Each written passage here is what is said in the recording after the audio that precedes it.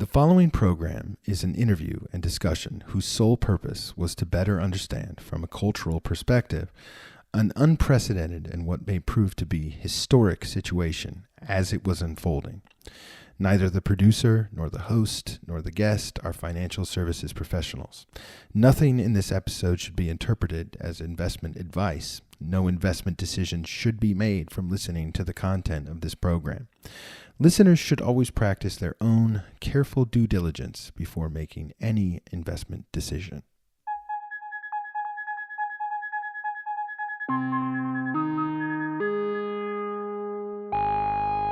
You're listening to Interview Time. At 11:57 a.m. on Wednesday, February 24th, 6 days after the House Committee on Financial Services held a public hearing on the GameStop trade, activist GameStop investor Ryan Cohen tweeted a cryptic photo of a McDonald soft-serve ice cream cone with a frog emoji. The stock price jumped from $44.70 to $91.71 a share, and $30 million worth of trades happened in the final hour of the market that day. On Thursday the 25th, the stock soared to a daily high of $183 a share, and 145 million shares were exchanged in the heaviest day of trading since January 26th. Within 24 hours of Cohen's tweet, GameStop had gained roughly $4.4 billion in value. My guest, philosopher Justin Horn, returns to discuss the evolution of the GameStop trade, the fallout from the congressional hearings, the real meaning of Cohen's ice cream cone, and how social media and newfound accessibility for retail investors is creating a disruptive era of volatility and opportunity in the stock market. Justin Horn, welcome back to Interview Time. It is my pleasure to be back with you once again. At the time of this recording, GameStop is at $120 a share. Do you still hold a position in GameStop? You better believe I do. Why? As I said in our last interview, I was of the opinion that the rise in price that we saw before there was not due to a short squeeze, as many news pieces in the media have suggested. Instead, I think that rise in price was a combination of some gamma squeeze action, that is, option makers purchasing more shares to hedge against the potential that they will have to deliver on exercised options that come into the money, combined with retail excitement about the stock generated through social media and the obvious spotlight that GameStop received as its price started to rise dramatically. With that in mind, going through February, the stock price, it at the end of January had hit a high, I think, of $438, and then had plummeted down to about, I think it was in the $40 range. Yeah, 483, I believe, was the high, and down to prices below $40. I think I saw 38 at one point there in our 3-week walk in the desert. Did you ever think at the time, like, maybe the squeeze had been squoze already? Obviously, you're going to do some questioning after you have watched unrealized profits of 90% of your position evaporate and see the price maintain, in that level for weeks. Yeah, of course, I asked myself, as I'm sure many holders of the stock did, it's like, was this all a big mistake? Was I fooling myself? Maybe, is it possible that the shorts really did cover their positions somehow, and that this was all, that I've fooled myself somehow in making this particular investment play? Yeah, I asked myself those questions, sure. However, the answers that I all came back to is that I personally saw evidence of, a lot of Wall Street connected media publications pushing out articles, very negative sentiment on GameStop. When you say towards GameStop, do you mean GameStop Corporation itself or the GameStop situation, or both, I guess?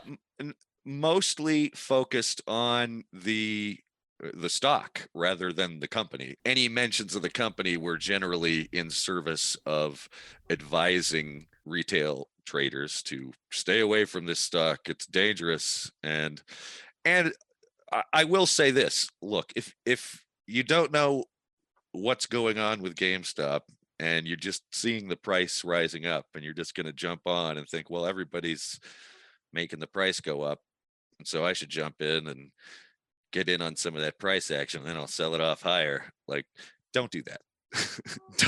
don't do that. Please, for everyone's sake, including your own, don't make investment decisions with your money that you don't understand. Am I telling people not to buy GameStop? Absolutely not. I'm just saying understand what you're doing and what you're getting into before you make any decisions. And again, I'm long on GameStop. I did not sell one single share since I've last talked to you or since we were at the high. And I've actually increased my position since then because I had call options expiring in the money last Friday. And I exercised an option. I now hold 100 more shares than I did before. But again, I've been following the story and the situation on the GameStop stock with laser focus since November. Well, not with laser focus since November, but I've been following it since November and very keenly focused on it since January. Given the theses I have about the stock, mostly regarding the fact that I do not believe that the shorts have covered their positions, despite their repeated insistence in multiple media articles. Yeah. And in fact, I think we had data come out that shows that Melvin Capital and I believe Citadel and a number of other hedge funds do have very sizable positions in options, at least, that are short on GameStop. Now, that's different from having short shares borrowed, but it definitely suggests that they do still have a strong belief that the stock is going to be at a lower price point in the future. So they still think someday this is all going to die down and the short sell is going to work.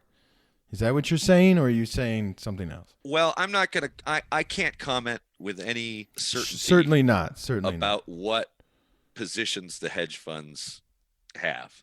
And those put options that, were the focus of one of many Reddit posts on this today. And, there are, dozens of them every day that, that get released on both wallstreetbets and the newly created GME subreddit.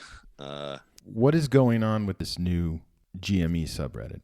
As I suggested last time, maybe a little bit less strongly because I was less sure about it at that point, that I thought that perhaps the hedge funds that were short on GameStop were using every tool in their arsenal to convince people not to buy it and to sell what they were holding to get them out of their bind that they're in if they do indeed still have short positions on GameStop.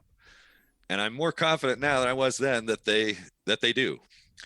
And among the techniques that I think that they've used over the past couple of weeks is to spread negative sentiment with hired accounts in the Wall Street Bets subreddit, and that's been going on for weeks. Can I prove this beyond, with absolute certainty? No, but I do have a habit of when I see posts or comments from Reddit users that seem like they might be fear, uncertainty, and doubt-based comments or posts, I will click on the user and look at how old the Reddit account is and go into their comment history and just kind of take a look and see what I'm seeing. And what are you seeing? Well, I see a lot of new accounts, and I see a lot of accounts that have been totally inactive for over a year, suddenly coming back and commenting furiously about why people should get out of GameStop stock investments. And that seemed suspicious to me. And it, they weren't all like that. There were some negative comments from who were clearly real Reddit users and active Reddit users. And it's worth noting that at the congressional hearings, the CEO of Reddit said that their investigation found that there was no evidence of bots or fake accounts being used. But I did find it interesting that many of these same accounts that were commenting negatively about GameStop were also ones pushing all these other meme stocks that the media then would pick up stories about these other stocks and how Reddit users are pushing this now, and that like they're finished with GameStop and on to the next big squeeze. So is that something that you actually looked into? You've seen, let's say, an account on Reddit, and it's pushing maybe another meme stock, and you went in there and you clicked in and you saw like, oh wow, like that hasn't been active for a couple of years, and now all of a sudden it's excited about. Yes. This. And the other thing that I've been tracking these meme stocks as well. I haven't been invested in them because as I said, I suspect that all of the fervor around these other stocks is, if not entirely generated by, at least largely amplified by Reddit users either directly working for the hedge funds or contracted by them to come in and push these other issues. And because one, it paints the users of wallstreetbets in a kind of a bad light, and because all of these other meme stocks have looked like pump and dump schemes where somebody hypes up the stock and the retail investors get excited and everybody jumps in, and then all of a sudden it just crashes right back down again, and a lot of retail investors get left holding the bag. And it reinforces the narrative out there that these, like what you just said, but it reinforces the narrative out here. Like, you see, like it's a pump and dump scheme. There's no fundamentals here. There's no pump and dumps. But I know that you believe that GameStop is different. It's not totally different. This is, in my opinion, a unique, probably once in a lifetime event, and an ongoing once in a lifetime event. And it's this perfect storm, and all of those other ones are,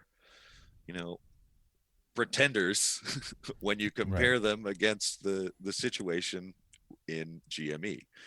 And I think that all of those have been actively pushed by people who do not want to see the GME short squeeze succeed.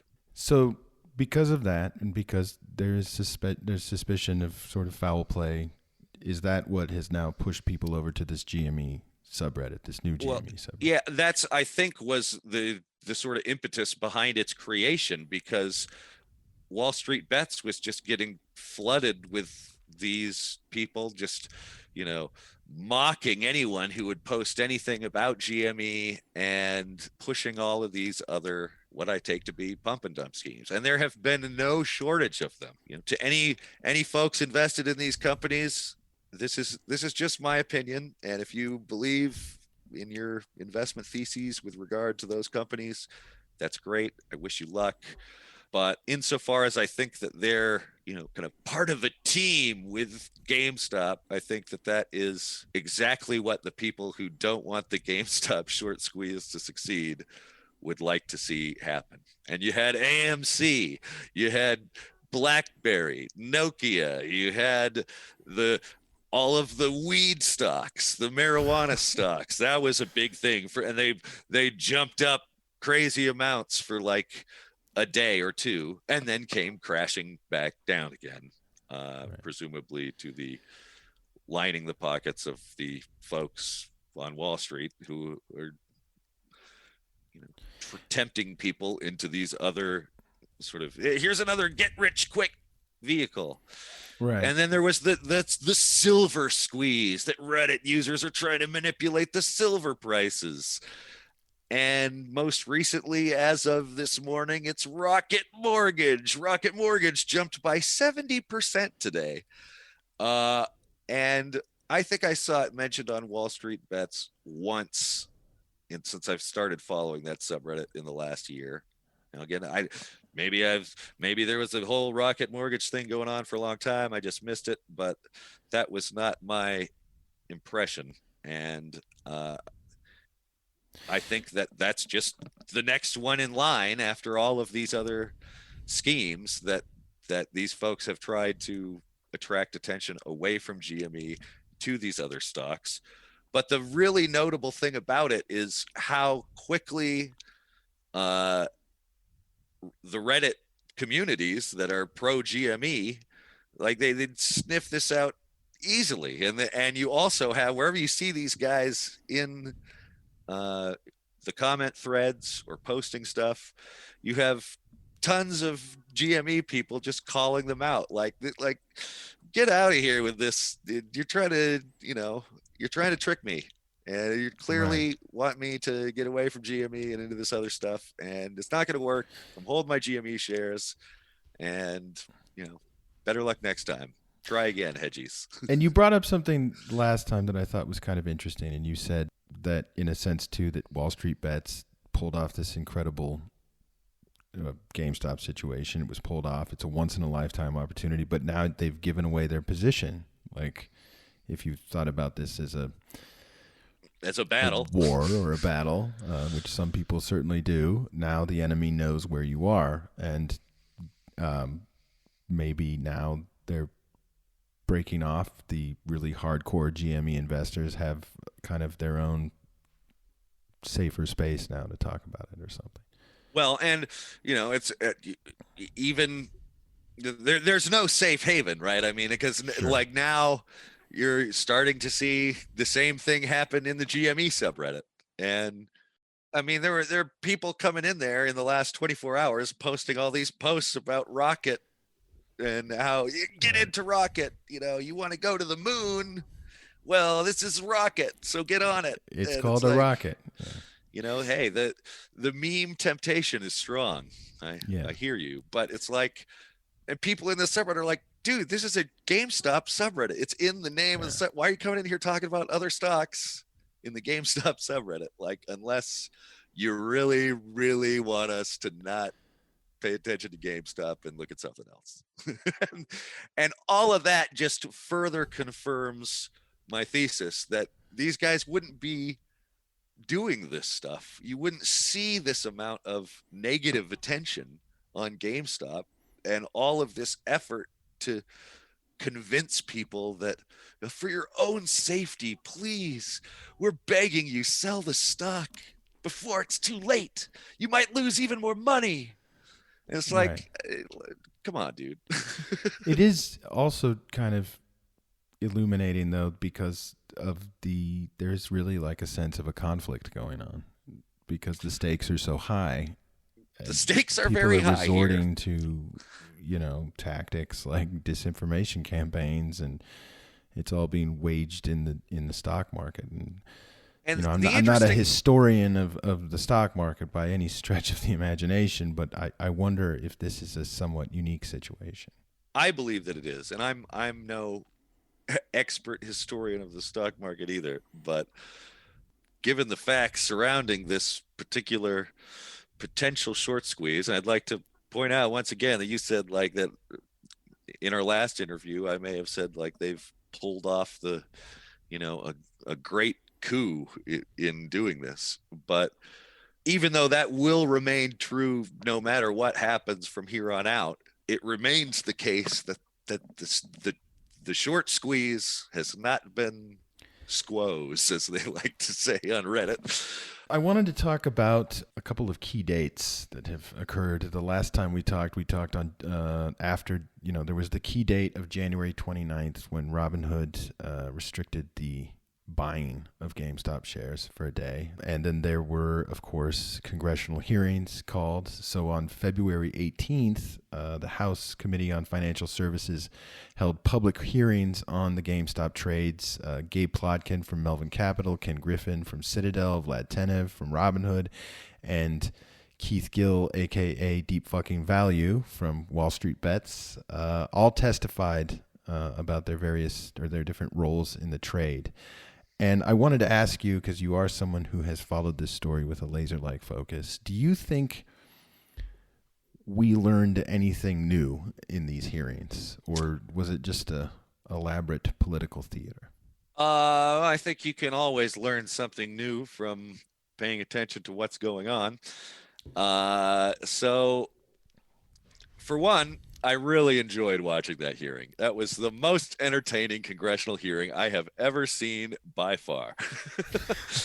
And I'll also mention, sort of in a broad conclusions, it does seem that the general tenor of the folks on the Congress side of that hearing, obviously many of whom disagree with each other about a lot of other things. It was really interesting to see a great deal of sort of bipartisanship in support of retail investors, and sort of also a bipartisan ire at the brokers like Robinhood that suspended trading, and the hedge funds like Citadel who were short on the stock, and like Melvin Capital. So did we learn anything new? I think we did. For one, Gabe Plotkin, in his testimony at one point, suggested, as I did earlier in this interview, that the rise in price in January was not due to shorts covering. It was due to options, gamma squeeze action, market makers hedging their call options coming into the money, and increased media attention through social media, driving higher levels of retail buying.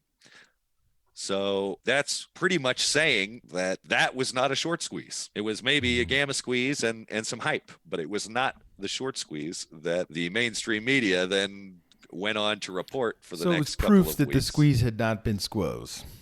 Evidence. Strong evidence. The squeeze had not been squoze. It was evidence, at least, that Melvin Capital did not believe that the squeeze had been squeezed. What did you think about Deep fucking Value's testimony? I thought his testimony was fantastic, and I'll say that I'm not neutral towards Keith Gill, Deep fucking Value, or Roaring Kitty, however you want to call him. Especially after watching that hearing, you can't help but love this guy. I mean, he is just such a lovable character in this GameStop drama. And I thought that his prepared remarks were excellent in basically pointing out that he is not trying to manipulate anyone. He's not trying to manipulate the stock prices.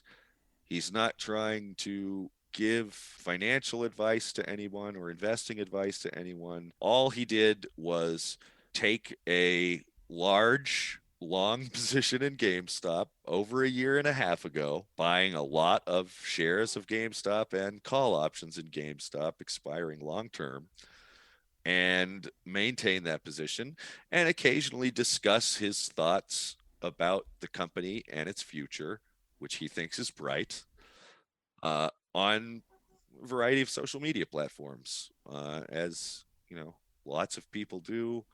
And just like lots of people, you might talk with their friends about what stocks they're investing in or what they like, and just trading ideas in a public forum, discussing what companies they like and what they want to invest in.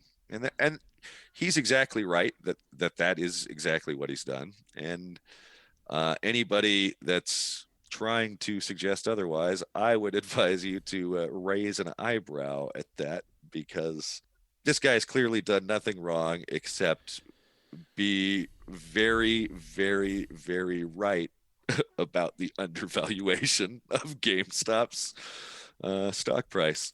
Also, he, has kind of given some nods to his many, many fans on Wall Street Bets, opening his statement with a reference to the recent "I am not a cat" meme, the lawyer in court who forgot to turn off his Zoom filter and looked like a cat.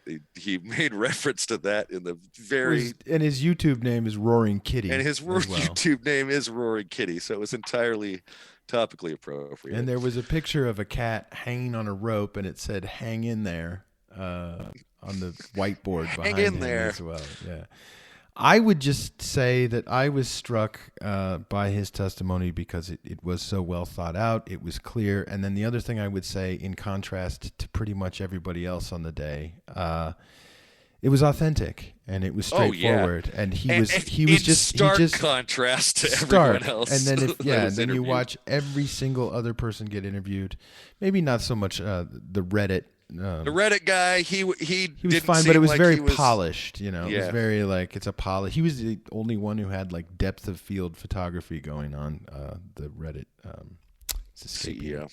And whoever the gal was from the Cato Institute, who was sort of our resident market expert. Right. But if I think that in terms, if we were going to say that this was political theater, which is not necessarily a bad thing, I think that the big star of the show that night was probably Keith Gill. And it's because he came out and he just was speaking perfectly straightforward. He was telling the truth. He had the demeanor of someone who has absolutely nothing to hide. And then it was just really kind of powerful to then see like everybody else like just evasive, squirming, uncomfortable, clearly reading off of teleprompters, clearly stalling for time and trying to eat up the question time so they could avoid the questions. And that's pretty common at congressional hearings, I think, sometimes, but it really did stand in stark contrast to Gill's testimony, in which he seemed authentic and a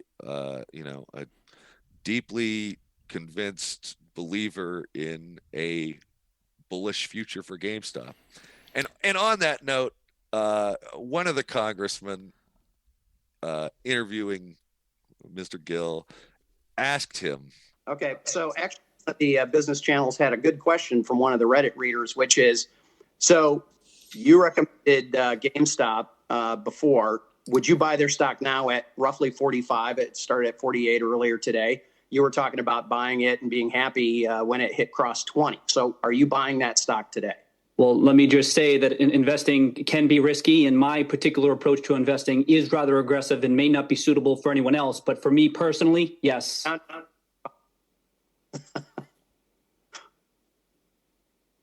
So yes or no, are you buying the stock? And for me personally, yes, I do find it's an attractive investment at this price point. And you could see that it seemed like the Senator Huizinga was trying to get Keith Gill in kind of a gotcha moment there, and was expecting him probably to squirm a little bit and say that he was kind of feeling uncomfortable about really being committed to the stock still being a good buy at these levels. But anyone watching that interview would have no doubt that Keith Gill was being 100% truthful there and saying, yeah, he really does think that the stock at these levels is still underpriced and would buy it today at these levels. And went on the following day to double down on his GameStop share position. He had, prior to the congressional interview, held 50,000 shares of GameStop stock. And the following day, after the market closed on Friday, he posted an update to his GME YOLO ongoing position posts over time. And the screenshot that he shared showed that instead of 50,000 shares, as he had in his last update, he now had 100,000 shares. Now that's approximately $2 million worth of GameStop stock that he bought into, and Reddit went nuts. It was very interesting just on a human level to see Keith Gill, who, you're talking about like kind of an everyman figure, sit in front of Congress, like, which would be, if somebody called me to testify before Congress, I would be absolutely petrified. And he sat there with poise and dignity and authenticity and told his story, and he had nothing to hide, in stark contrast to Vlad Tenev, who had his defining moment a couple weeks earlier. Well, how did you think Vlad Tenev? I wanted to ask you about one comment he made, because they asked him straight up, why did Robinhood restrict the buying but not the selling of GameStop? And why did folks get locked out on the buy side only? Ranking Member McHenry, I appreciate the opportunity to address that. The reason that Robinhood, first of all, let me say Robinhood is always committed to providing access. It's in our name. It's in everything that we do. The decision to restrict GameStop and other securities was driven purely by deposit and collateral requirements imposed by our clearinghouses. So buying securities increases our collateral requirements. Selling does not. Moreover, preventing customers from selling is a very difficult and painful experience where customers are unable to access their money. So we don't want to impose that type of experience on our customers unless we have no other choice. And even though I recognize customers were very upset and disappointed that we had to do this, I imagine it would have been significantly worse if we prevented customers from selling. Let's be crystal clear. That decision you made to restrict the buying but not the selling of GameStop was based on pressure from anyone on the witness panel here today? Not at all. Zero pressure from anyone. It was a collateral depository requirement decision made by our Robinhood Securities president. If I understand the situation correctly from what I saw in the congressional hearing, Vlad Tenev's argument was that my hands were tied. I had no choice but to do these things because the DTCC came to me in the middle of the night and said, you are undercapitalized and you're at big risk, and we're going to start liquidating your assets if you don't come up with enough money to be properly capitalized for the risk that you're at here. It also, from his testimony, emerged that either him or his team had some kind of a discussion with the DTCC, and they decided that he could have lower capital requirements. I think they went from something like $3 billion, and then it down landed finally at $700 million. And I think that decision came after he said that he would restrict buying. Right. The $700 million capital requirement was, came with a caveat that, we can set it at 7 million or 700 million if you don't allow retailer users to purchase any more shares of that stock. And I'd be interested to know whose idea that was, especially because it seems to me that if I also understand this correctly, that if a short squeeze happens and buyers in short positions are forced to buy at market prices, ever increasing to perhaps ludicrous levels high enough that their debt bankrupts the people who are short on it, the hedge funds that are short on GameStop, and their debt exceeds the total of their assets. Well, what happens then?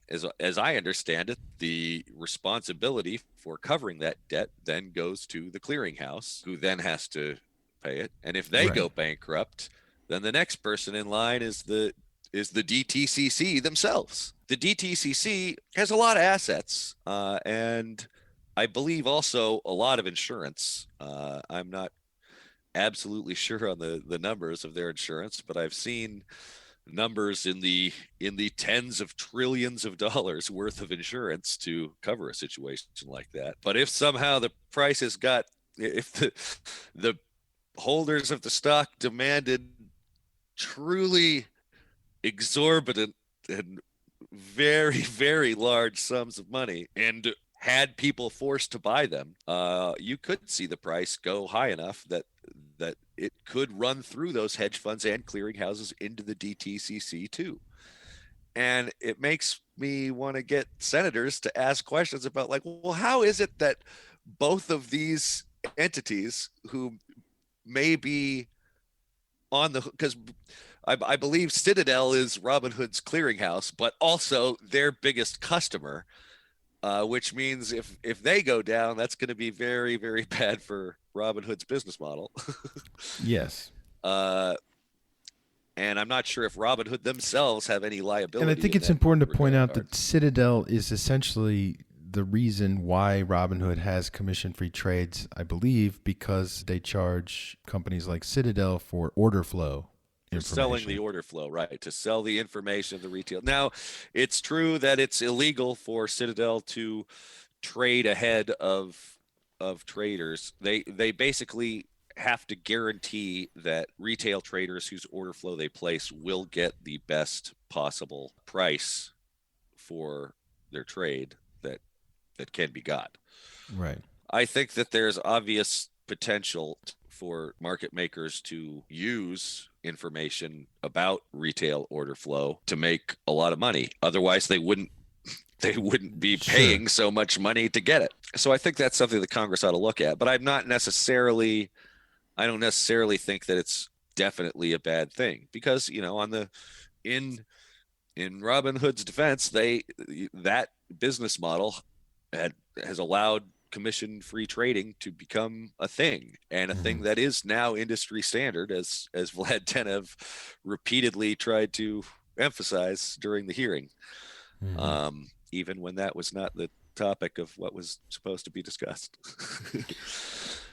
So I don't necessarily think payment for order flow is a bad thing, and this is another point I'd like to make about that hearing, is I think that the Congress was focused far too much on the issue of payment for order flow, and not at all enough on the kinds of tactics that can be and have been used by hedge funds in the past in documented cases to engage in naked shorting or disguise or manipulate their short positions in ways to manipulate the appearance of smaller short positions than actually existed when the short data came out. I'll give you an example of this that's been a popular item of discussion on both the wallstreetbets and GME subreddits related to ETFs, exchange traded funds, which contain GameStop as one of their elements. So let's say you wanted to be short on GameStop, but you didn't want people to think that you were short on GameStop. You wanted to be able to tell Congress that you closed out your short position already, and that you're no longer have an open short position on GameStop. Well, let's say you see this ETF over here called XRT, which is like the S&P retail ETF, of which GameStop is a large holding in that. Well, you short a bunch of shares of the ETF, and so you get all these shares, but instead of just directly selling short the ETF shares that you've borrowed directly into the market, instead you take them and you form what's called a creation unit, which is where you gather enough ETF shares to then trade those in for the actual shares of the underlying stock. Okay, so now you've got a short position on this ETF that contains GameStop. You've got all of the underlying stock, and then basically, long story short, you short the ETF, and then you get out of you close the short position with respect to all the other stocks in the ETF except for GameStop. And that way you still have short interest on GameStop, but it's under a different label. And the Redditors, of course, sniffed this out as they sniff out everything. Yeah. Those guys are they're the best detective force in the world. I'm telling you, internet Reddit detectives. These guys are just insanely good at sniffing out information that's out there. And in this case, They go and look at the short percentage of XRT.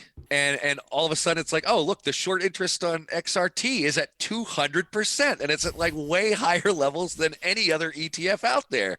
Weird.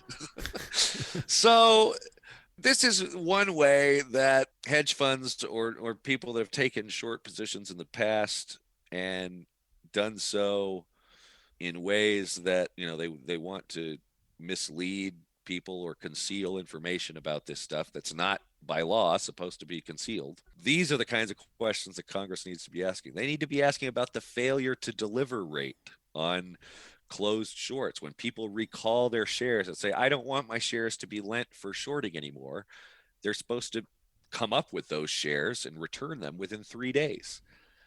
And if they're not delivered at that time, they then come up as a failure to deliver.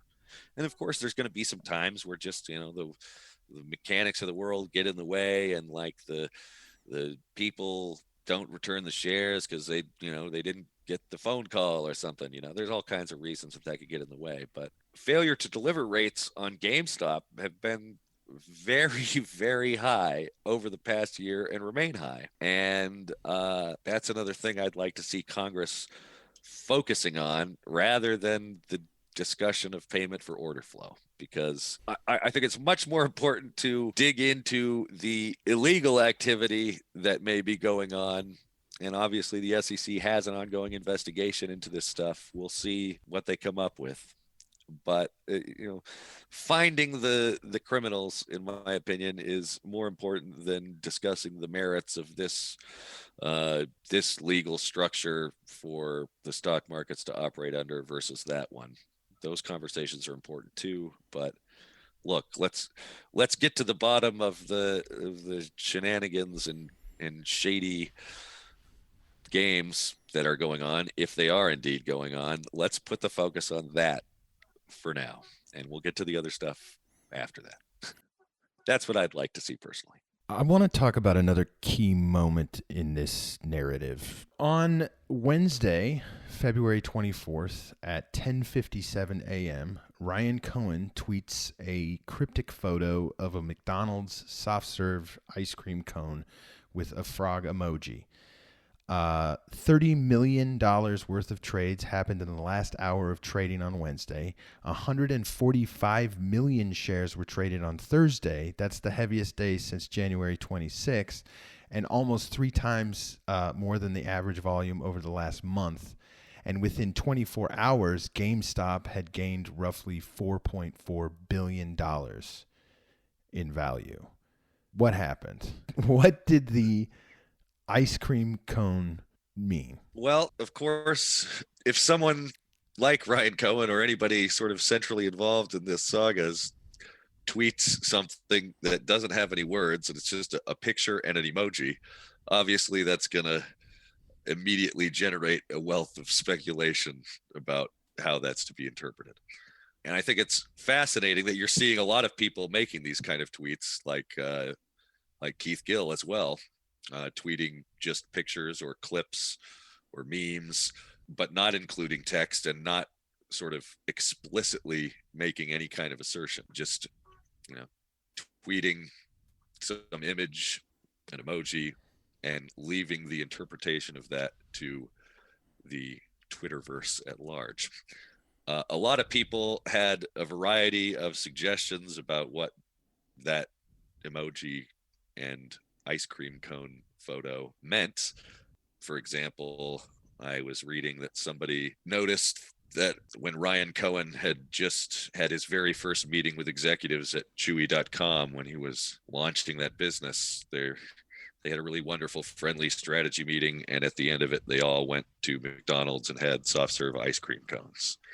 And that this was a sign that Ryan Cohen was, at the helm, behind the scenes, and ready to embark on a new journey with GameStop. And I read elsewhere that the frog emoji was a symbol of metamorphosis, and that the GameStop was undergoing these fundamental changes and evolving into a new form, and that was the significance of the frog emoji. However, the interpretation which I think is, in my opinion, the strongest candidate for what, if anything, Ryan Cohen was intending to indicate or suggest by means of that tweet, makes reference to a technical trading indicator that's commonly used among technical traders. Technical traders are traders who analyze patterns on the price charts of stocks and use those to glean information about forming or changing trends in the stock's price movement in order to profit from finding good entry and exit points for trades. There's a variety of different technical indicators that get used by different traders. You get 10 different traders, you're going to have 10 different answers about their special secret sauce of indicators that they like to use to guide their trading behavior. Sure. But interestingly, the more popular an indicator is, the more likely it is that it's going to, give results to you, because as a bunch of people use the same indicator, it turns into a kind of self-fulfilling prophecy that the price moves the way that the people using that indicator expect it to, because so many of them using that indicator join the movement in that direction. One of these indicators that's very commonly used is called the moving average convergence divergence indicator. And this is commonly abbreviated as the MACD, which I believe is what the McDonald soft serve ice cream cone is trying to point at, the MACD indicator. Now, I'm not going to spend a long time explaining the details of the MACD indicator. There's probably a dozen videos on YouTube. You can just search YouTube for MACD indicator or Google it. But in short, you take moving averages of the price of the stock at a short and a long-term view, and you compare the distance on the chart between those two moving averages, and you use that to plot another curve, and then you do some fancy math on that curve to get a fourth curve that you've drawn, and then so you have the MACD, and the fancy math derivative is the signal line. And you plot the MACD and the signal line, and the MACD will typically cross above and below the signal line over time as the price of the stock goes up and down. The way that technical traders use the MACD indicator is that when it crosses above the signal line, that's a buy signal, a good entry point according to the indicator to purchase the underlying security. And then when it crosses below, that is a sell signal telling you to take your profits on your trade and get out and wait for another buy signal to arrive in the MACD indicator. Now, it just so happens that if you look at the chart on GameStop's price movement, so if you look at calculate the MACD on GameStop, it turns out that on that very day that Ryan Cohen tweeted that, the MACD was just about to cross over the signal line, giving a buy signal on GameStop to technical traders using the MACD indicator. And I think that the frog emoji suggests that it was the MACD is leaping over the signal line, because that's what the MACD does. It hops back and forth above and below the signal line. And that is the significance of the frog emoji in this context. Whether that's absolutely correct or not, I can't say with 100% certainty. Only Ryan Cohen probably could give you the answer to that. But that is the only interpretation of that specifically makes sense only on that particular day, the day which Ryan Cohen tweeted it, which was when that signal arrived in the chart. So right when he tweeted that, or that day, on the MACD chart, the MACD line was leapfrogging above the signal line, which was signaling to technical investors buy. Yeah, it was confirming the beginning of a new uptrend in the price of the stock. That's fascinating, and I think that sounds like a pretty remarkable interpretation. I am curious, though. You, of course, I'm assuming didn't put that all together right in those first moments. What were you thinking when you first saw that tweet from Ryan Cohen? Obviously, I didn't immediately decode that on the spot on the day, but I did recognize that probably that tweet had something to do with GameStop, in particular because he's made tweets before in which he's had a photo paired with an emoji, and other interpretations of those tweets have been most plausibly related to GameStop and Ryan Cohen's growing involvement in its leadership. So I took that as a bullish signal and immediately acted to take up positions which would profit from a rise in GameStop's share price, and I made a fair bit of money that day. So you interpreted it as a bullish signal. In particular, I also thought that the rest of the trading world, upon seeing that tweet, whether or not this was correct, would interpret it as a bullish signal on GameStop, thereby driving its price upwards rapidly.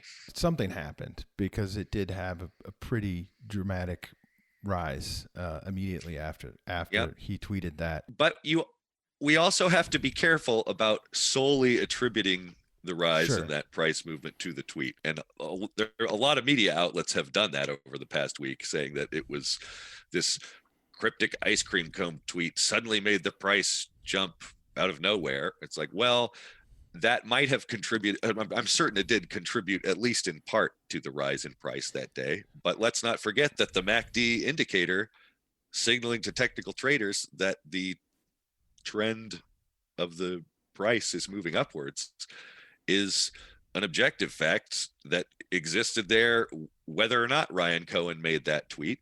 And technical traders paying attention to that may have entered that trade just on the basis of that MACD signal on that day, which could have also contributed to the rise in price. And there's it's a complex, complicated, and interconnected world of fast changing facts, any of which could potentially weigh on traders' opinions about that security. So attributing all of this to a single event is probably oversimplification. Well, there was also another kind of couple of things that also happened, I believe, also on Wednesday, also related to GameStop, also related to Ryan Cohen. One of them was Jim Bell, the CFO, GameStop. It was announced that he would be leaving by March 26th, and it was publicly announced, and it was publicly stated when it was announced that GameStop, and Ryan Cohen was behind all this, is going to be finding someone, a new chief financial officer that's more in line with his vision for the company, which is to pivot it into an online business. That was one major thing that happened at the same time that could affect the stock price. That's definitely true, and I think that many traders in the GameStop trade also interpreted Jim Bell's departure as a bullish signal for GameStop. There was also a report released that day from Citron Research, which was recommending that GameStop purchase esports entertainment, which also, I think, signals a change in direction of the company. Yeah, it's been interesting to see a number of people in the mainstream business world spitballing ideas about how GameStop could transform into the future. Jim Cramer of Mad Money fame suggested that they invest a lot of their corporate treasury into Bitcoin and become a Bitcoin vendor to their customers as well, which was it's creative at least. I don't know if that's the direction that they're going to go in. Outside the box thinking. Yeah, but there's a lot of outside the box thinking going on with relation to the future of that company and the opportunities it has to grow into the burgeoning gaming industry. You said just a few minutes ago, essentially this MACD chart is just stating an objective fact. It's signaling a trend upward to buy. Let's say you're right about what the tweet meant and it was referencing the MACD chart, in which case it's referencing objective information. So if you're right, why do you think Ryan Cohen needs to share trading signals disguised in cryptic memes? Is it just for fun? Is it because it makes it more exciting, or is there some kind of strategic reason for doing that?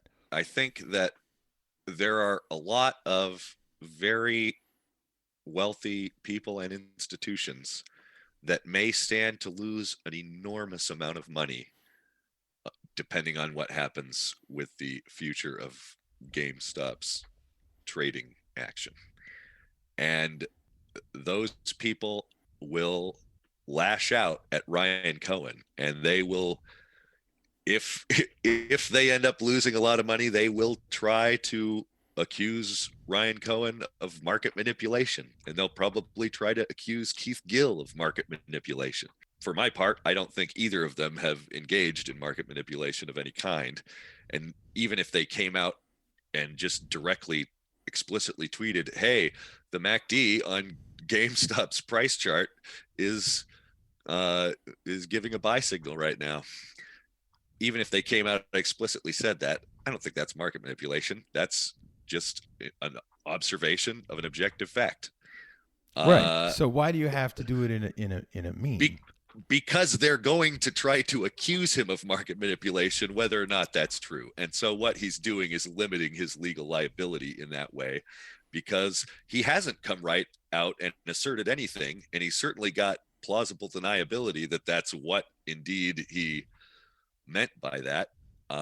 And that's going to protect him against lawsuits that he rightly foresees will be filed against him if GameStop causes a lot of rich people on Wall Street to lose an enormous amount of money. There's been a lot of talk, I'd say, since January. The term meme stock has really entered the mainstream lexicon, and it seems to be something that is sort of instantly understood. How does a meme stock work? Well, before you can answer that, we got to at least give some kind of a rough idea of what a meme stock is. What makes something count as a meme stock, and what does that even mean? It's probably a question worth answering now that the phrase meme stock has been entered into the congressional record. The concept of a meme goes back to Richard Dawkins, scientist and philosopher, who coined the term as a sort of analogy from a gene. So like a gene in your DNA is a sort of a little piece of your DNA that is part of a self-replicating process, and it's got certain characteristics that if a particular gene makes the organism that has that gene better suited to survive, then that gene will replicate more often than competing genes and become, sort of a successful gene and spread throughout the population and survive and thrive. And Richard Dawkins pointed out that there are that pattern of evolutionary competition and replication could also be applied to ideas, and that like a successful idea that is useful or funny or just memorable can spread and thrive and replicate in the medium of people's minds, right? And that successful ideas and little bits of information that have the right characteristics to be popular and spreadable will replicate from one person who has the idea to other people that they share it with, and then other people that they share it with, and so on. And if it's got characteristics that make it the kind of thing that other people share and spread to other people's minds, then those ones will succeed and thrive into the future over their competition. This term then sort of got a little bit changed over time and is now used more colloquially to refer to images with text overlays or videos with text overlays that are just, short little audio visual jokes, basically. But the ones that are successful and are funny get shared and spread around and replicate, and increase in a competitive environment where, you know, the resources that they're competing over is our attention, right? And the things that we think about and spend our time considering and sharing with others. So a meme stock, I guess, is the idea that these people who are on Wall Street Bets, for example, or other social media sites, often immortalize or illustrate aspects of recent market action on their favorite stocks with meme videos and meme images, and they sort of promote and entertain and other people that are interested in following these stocks with memes, and that kind of generates excitement and interest around those stocks and helps contribute to their success. Although, as many people who have been on Wall Street Bets for long periods of time could tell you, like, just because something is a meme stock does not guarantee that it's always going to be successful in the marketplace. And the meme smiths of the internet are just as happy to make memes, illustrating the fall of a stock in a bearish marketplace as they are in cheering it on in a bull run. So in a way, memes are sort of a method of communicating about a stock. Yeah, they're just something that sort of has arisen. Memes permeate many different internet-based communities, and it's, a very sort of easy way to share and entertain others who are interested in these things on social media hubs. Sure.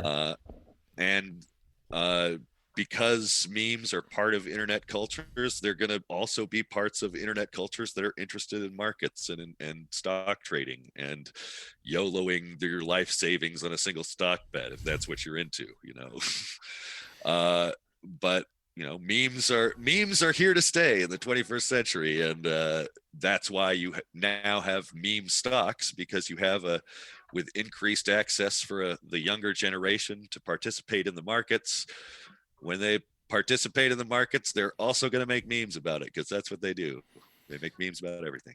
I think it's remarkable that we're kind of living in a world now where you had two different billionaires on Twitter, and in the case of Ryan Cohen, adding $4.4 billion of value into the company. And then there's the other case of Elon Musk, who was in a Twitter conversation and said something about ETH and Bitcoin being a little overvalued.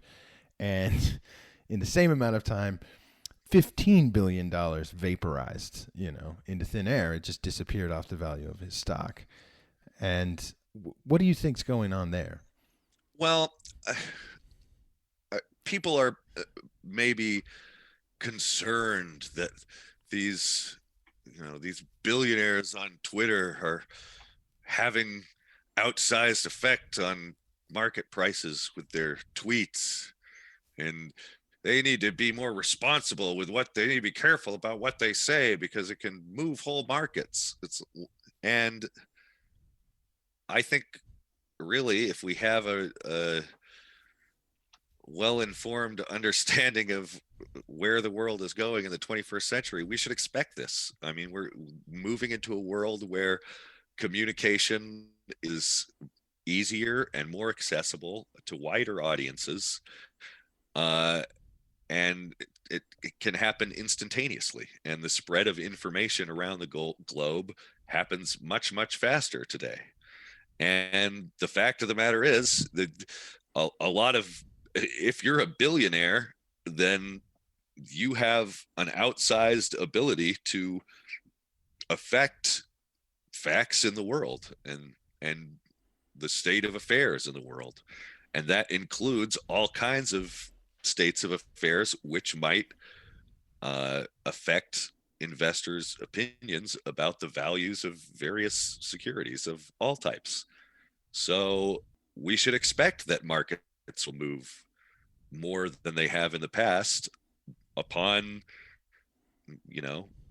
the communication of opinions or statements by people that have enormous amounts of power, and having enormous amounts of money grants you enormous amounts of power in the world today, and pretty much throughout the course of history. If you've got a lot of money, you can have a lot of influence. And you also have these kind of instant platforms. You have Twitter. You don't have to wait to go get an interview with a newspaper or you wait for them to publish it, write a letter to the editor. Yeah, exactly. You this have stuff your is own... this information is available instantaneously for free to the whole world. But the fact that you're also a billionaire and you already sort of have a profile, a certain profile at a level that instantly inflates that platform. It's a much bigger platform for you than it is, say, for you or me. If we get on Twitter, I don't think anybody reads anything I write. The markets aren't going to move if I tweet something, right? But we should expect that. I don't have a big Twitter presence, so, but people that do will be able to do that.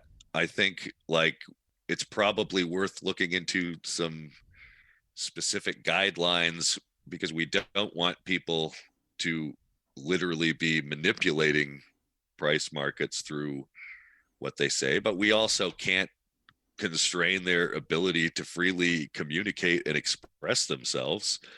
And again, we should expect that that the communication of information from those people is gonna have effects on people's opinions about what things are worth. And if you have a different opinion about what something's worth than the market does, well, too bad. There's another thing I'd like to say about meme stocks, though, which is worth mentioning, because these have had a lot of attention in the media, especially in the past couple of weeks.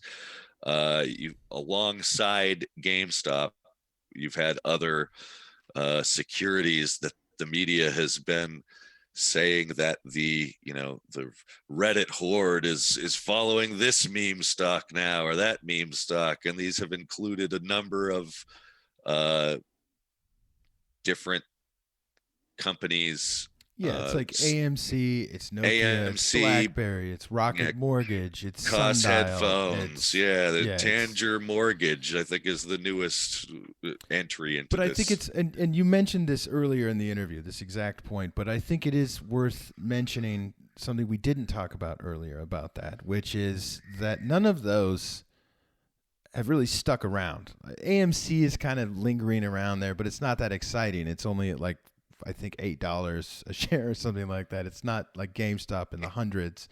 In my opinion, the GameStop situation is unique and it is in a category separate from any of those other meme stocks you've seen discussed in the media, where it is a perfect storm that has created the situations that retail traders on wallstreetbets identified and moved into positions to strategically punish short sellers of GameStop stock in order to make themselves a fabulous amount of money if a short squeeze happens. That's a very sophisticated trading move, and I think you're finally going to start to see the media recognize that this is not a mania, that this was a very sophisticated trade executed by retail traders and ongoing. And the conditions for that are just not present in any of these other stocks. And that same play can't be replicated.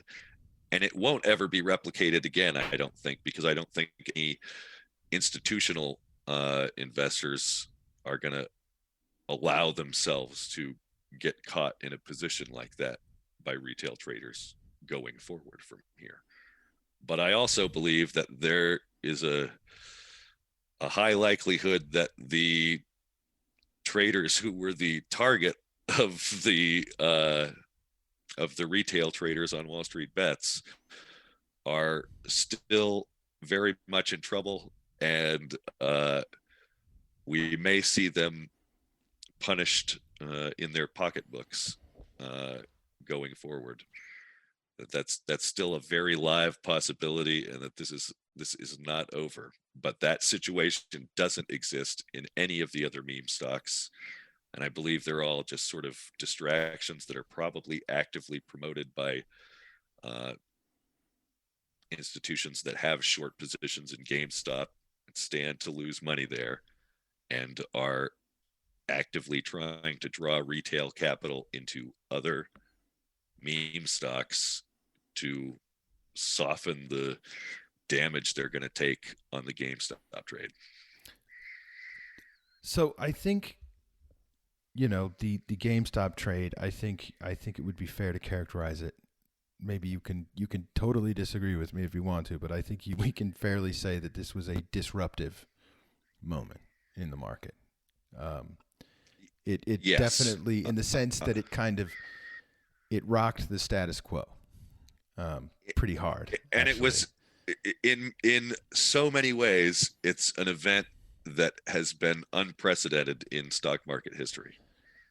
Short squeezes haven't been unprecedented in stock market history, but this kind of sophisticated trade being executed as successfully as it is being executed by decentralized retail traders is truly historically unprecedented. So what is the disruptive mechanism? Is the disruptive mechanism, is it this new accessibility? Disruption is a very sort of en vogue concept, sure. Especially in the investing world these days.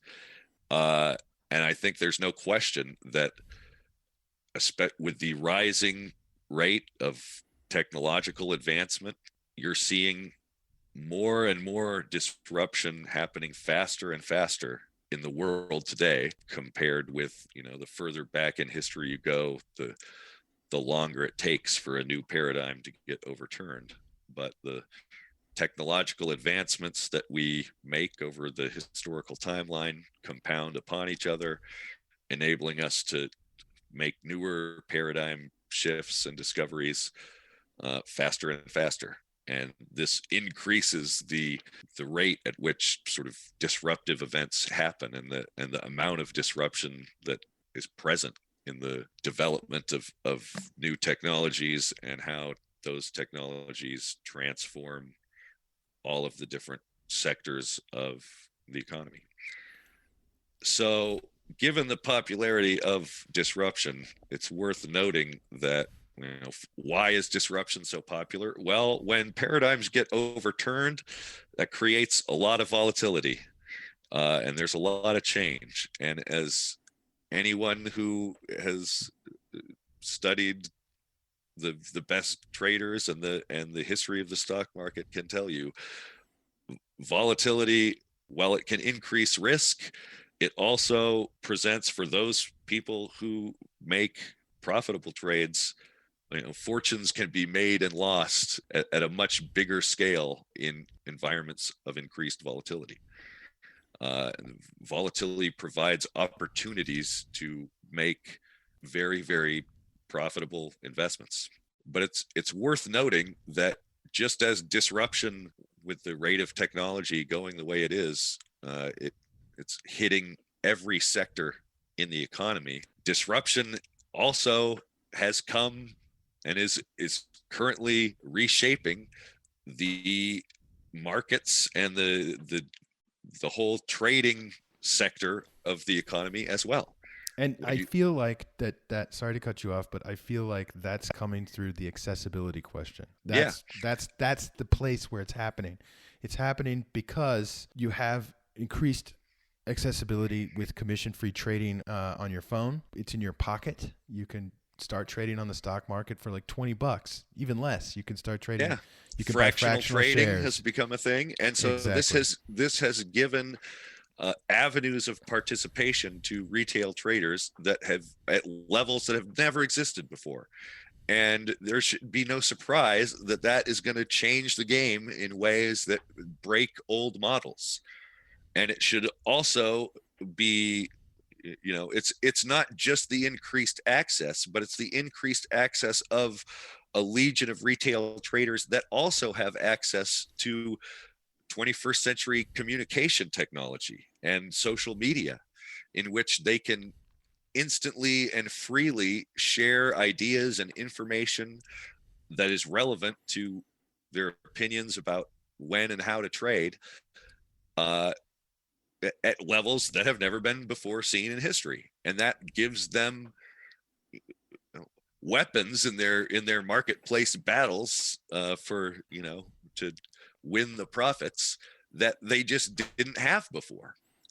And that's going to change the game. And we're going to see things that happen in the market as a result of these disruptions coming through the stock market itself too. And with the rise of things coming down the pipe, like decentralized finance, where we're going to there's going to be alternative investment paradigms where there's no central authority, but just algorithms that have a set of rules that automatically and guaranteed make everybody play by the same rules, whether they like it or not, which is not a condition that currently exists in today's investing marketplace, as I think some of the events related to the GameStop saga have put a spotlight on. So it's not just accessibility in the sense of being accessibility to the market. It's also accessibility to the information that helps you navigate the market. That's exactly right. And you have, and then you have kind of filtration systems. Sorry, but you have ways like on Reddit, things get voted to the top. The best ideas get voted up to the top of Reddit, in theory. Yeah. So there's even ways like on YouTube and Reddit where it'll help you disseminate what's a good idea from a bad idea. And that is increasingly becoming more and more sophisticated. And again, it's worth mentioning while you're talking about that all sounds very exciting. It's also worth mentioning that there's a lot of terrible information out there on the internet too. And like, just because you encounter some information on the internet, that doesn't make it likely to be true. And more than ever today, it's important to arm yourself with a solid foundation in critical thinking education so that you can sort through the ever increasing amount of bullshit information that's present in today's media landscape, and inoculate yourself against that. But it's also true that if you can do so, this enormous body of information, there's ever more sophisticated ways of picking out the gems and separating the wheat from the chaff, and that's the tools for doing that are becoming more and more sophisticated and more accessible to more and more people, and that's going to change the way things work and the patterns of how things happen as you go forward. So that's going to maybe upset a lot of people that have been playing a 20th century game for a long time, and that's what they're really good at, and don't necessarily stand to be in a better position by these changes happening. But as always, with the law of the jungle, you got to adapt or die. And if the conditions change in the market or anywhere else, if you can't succeed in those conditions, well, then others will. And that's always been a part of life, as well as a part of investing and trading, and many other contexts to which that sort of evolutionary model applies. How do you think retail investing is going to evolve now in the next, let's say, just 5 to 10 years? Do you think it would be safe to say that the retail investor maybe has a little more power in the market than they used to? Maybe the dumb money isn't going to be as dumb anymore. I think that one of the sort of really interesting and notable things about this GameStop trade that's been going on is that it is shown that retail traders are not idiots and can in fact recognize some very, you know, interesting and obscure opportunities to profit on certain transient market conditions that require incredibly sophisticated analysis to recognize and appropriately strategize to take advantage of. And I think that the suggestion that retail traders could have done something like this, if you were to say something like that 10 or 20 years ago, like Wall Street would have laughed at you if you told them that some, you know, average just guys and gals out in the general public were gonna bleed some Wall Street hedge funds that were in a big short position for billions of dollars. They would have laughed at your face and said, that's never going to happen. And that's one of the reasons I think that this is such a historically interesting event, is how it is shown that what retail traders in the 21st century can be capable of. And, you know, obviously, how this plays out won't entirely be up to the retail trader. And while they might have a more outsized influence than they have had historically, they're probably, you know, still, it's still kind of a David versus Goliath story in any time you have retail investors on another side of a trade from Wall Street institutions. Those guys have a lot of capital to invest and a lot of sophisticated tools for understanding the market and achieving their goals. So retail investors should probably not get too cocky, but maybe neither should Wall Street institutions these days.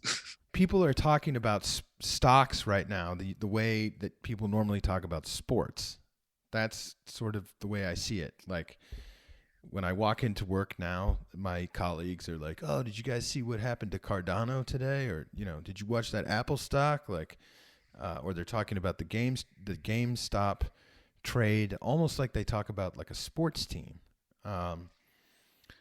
And people are whipping out their phones and like showing their portfolios, and I've never seen anything like that before. And to me, that's something that is completely unprecedented. It's like the stock market as a very viable form of entertainment. Obviously, the comments that I've just made over the past few minutes would suggest that we should expect going forward a influx of interest and participation in markets by retail traders, just by the nature of the sort of technological disruptions that provide those traders access to markets. But it is also worth considering an alternative view, and one that is maybe a little more of a potential warning, which is that it is not the case that there have never been periods in history where you've had a massive surge in retail investment and interest among ordinary, usually non-investors getting involved in marketplaces. That is not unique. It's not unique, and the bad news is that the times in history that happen usually are right before there are big corrections or even crashes in markets. But see, now we're in a situation where we have this kind of entry into the market like this, but unlike the past, people have direct access to the market and they have it in their pocket. That's true, but considering the alternative view here, Mike, it's perhaps you've heard the shoe shine boy indicator. There's a famous anecdote about John F. Kennedy's father, who was, I think, a Wall Street banker. Joseph Kennedy. He was on his way to work one day, and the stopped to get his shoe shine on the street, and the shoe shine boy was like, "Hey, let me give you a tip. You should buy stock in Hindenburg." And the Joseph Kennedy then went on to his office and proceeded to close out all of his positions in the market and sell all of his stock. And about a week later, the great crash of 1929 took place. And he, in subsequent interviews, said, when the shoe shine boy on the street is giving you stock tips, like, you're at the top. It's time to get out. And it's worth pointing out that there's generally a pattern in which, the stonks can't only go up forever, right? Because the stocks continuing to rise and continuing means that there's more buying. And eventually you hit a point where if everyone is talking about buying into stocks and everybody's buying into stocks, then there's nobody left that can buy into stocks after that, and the market is saturated. And this is actually related to the smart money, dumb money dichotomy. That's, it's often they get criticized for pointing out or calling retail traders dumb money, but the reason they do that is because it's part of describing this pattern in which institutional investors get involved in a particular bull market situation, and as it goes forward, people see other people making money and they jump in and they buy, and the price keeps going up until once everybody's bought in, though, there's nobody to buy in after that. And at that point, the smart money then exits the market, and all these new guys that just came in, hey, everybody's making money. And then the market falls out underneath them. And in a classic pattern, the dumb money, the retail traders that just got excited about investing and rode in on this huge popular wave, get wrecked, because then the market corrects. And I think you're actually just starting to see the beginning of that kind of movement in the market now.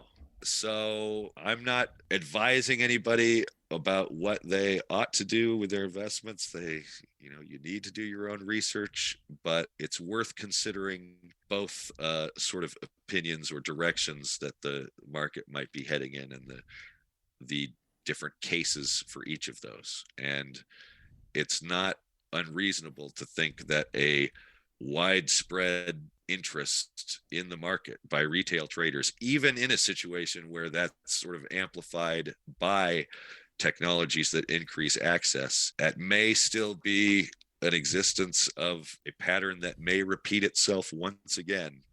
And we certainly have been in a very bullish market since the dip last March due to the oncoming pandemic, but the market has recovered from that to levels that it was at pre-pandemic and soared even higher. And somewhere there will be a limit to that upward movement. It might not be right now. It might be down the road sometime. Typically, trying to exactly time these things is next to impossible.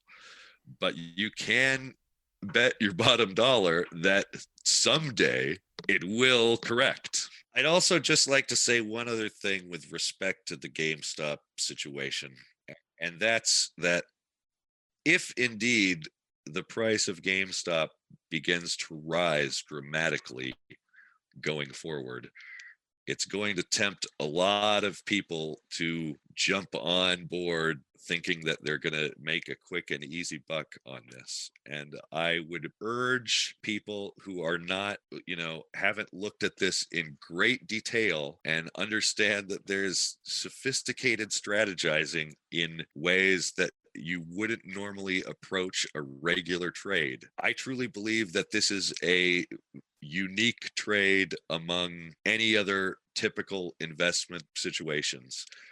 And if you're jumping in to try to make a quick buck, but you don't understand what's going on, you're likely to end up getting wrecked, and you may indeed also mess things up for other people trying to effect a sophisticated trade. So I plead with listeners who may be excited about that, if that happens in the future, to not jump into it out of excitement or mania.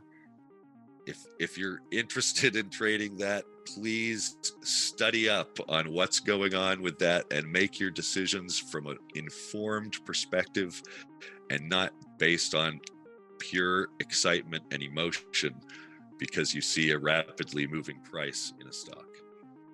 So that is the thought I'd like to leave our listeners with today. Say no to FOMO. Say no to FOMO and do your own due diligence. Do the research and understand what you are investing your money into and have a plan. Justin, you are always full of fascinating ideas and fascinating information. It's truly remarkable that you have been following this story. I'm so happy you've been following it with laser-like focus, and I insist that you come back on again and do a third episode with me and we can talk about this. So be it. Justin, thank you so much. The pleasure is mine. Everyone, you've been listening to Interview Time.